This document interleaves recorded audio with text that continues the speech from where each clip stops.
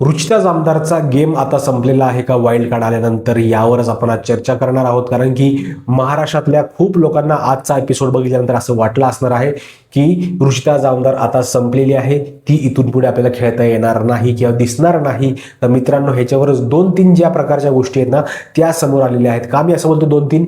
या 2-3च गोष्टी ज्या आहेत तिकडे होऊ शकतात रुचिता जामदार सोबत. कारण की आता विशाल जो आहे ना तो डायरेक्टली त्या रुचिताला बोलतोय की मी ह्या पोरीला जी वाईल्ड कार्ड आली आहे तिला पटवू का? अरे मला पटवू दे ना, मी जे काय असेल ना शेवटी तुझ्याकडेच येत जाईल. म्हणजे हा एक गेम तो बनवायचा प्रयत्न करतोय त्याच्या आसपास.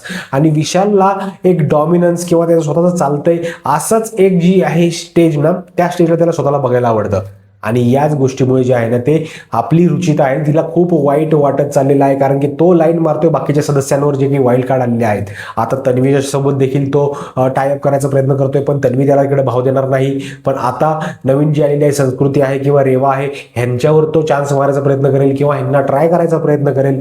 आणि या दृष्टिकोनातून रुचिता जामदार जी आहे ना ती आतून पूर्णपणे पेटून उठणार आहे. आणि ह्याच्यामध्ये एकच गोष्ट होऊ शकते, ती एक तर पूर्णपणे जी आहे ना ती इंडिव्हिज्युअल खेळायला लागेल आणि त्यामध्ये विशालला देखील तिकडे फाट्यावर मारायला जे काय ती चालू करू शकते. पण विशाल जो आहे ना तो स्मार्ट गेम खेळून रुचिताचा गेम जो आहे तो बर्बाद करू शकतो. कसा सांगतो तुम्हाला?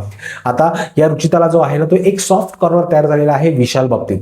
आणि हा सॉफ्ट कॉर्नर जो आहे ना तो नडणार आहे या रुचिताला. कारण की रुचिता जे का जेव्हा जेव्हा इंडिव्हिज्युअल खेळायला जाईल, काहीतरी कांड करायचा प्रयत्न करेल ना, त्या टायमाला परफेक्ट तिथे विशाल येऊन जो आहे ना तो समजवायचा प्रयत्न करेल तिला की बाळा, ए रुचिता बाळा, तू असं काही करू नको, तू स्वतः असल्या गोष्टीमध्ये पडू नको आणि तू जरा शांत राहा, असल्या गोष्टी करू नको. आणि मग तिथे इमोशनल अटॅचमेंट असल्यामुळे रुचिता मॅडम ऐकणार आणि तिकडे जे आहे ते शांत होणार आणि मग पूर्णपणे फ्लॉप गेम जो आहे तो रुचिता जामदारचा होणार.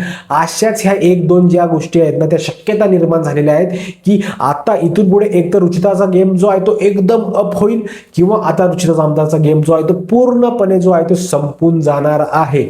आणि ह्याच्यातून तिला अनुश्रीच बाहेर काढू शकते या सगळ्या सिच्युएशन मधून. कारण की ज्या टायमाला जे विशाल बद्दल ज्या काही गोष्टी अनुश्रीने सांगितल्या होत्या आपल्या तन्वीला नाही रुचिताला, की बाबा तू सांभाळून राहा, हा त्याचा गेम प्लॅन आहे, तो त्याचा गेम खेळत आहे, तू त्याला जास्त इमोशनली अटॅच होऊ नको, तू तो तसला अँगल बनवू नको, नंतर तुला अचानक हर्ट होईल. पण तेव्हा त्या रुचितानी गोष्टी ऐकल्या नाही आणि सेम गोष्टी आता घडत चाललेल्या आहेत. आणि आता रुचितानी आणि अनुश्रीने जर हात मिळवला तरच आपल्या रुचिताचा गेम जो आहे तो अप होताना आपल्याला बघायला मिळू शकतो. नाहीतर ती आता घरामध्ये पूर्णपणे एकटी पडणार आहे आणि तिचा गेम एकतर वर जाऊ शकतो पूर्ण आग लागली म्हणून, किंवा मग आग लागली म्हणून जळून देखील जाऊ शकतो. तुमचं या संपूर्ण गोष्टीवर काय मत आहे नक्की कमेंट करून सांगा. कारण की तुमचं मत माझ्यासाठी खूप जास्त महत्त्वाचं. भेटूया मित्रांनो पुढच्या व्हिडिओमध्ये. तोपर्यंत जय हिंद, जय महाराष्ट्र.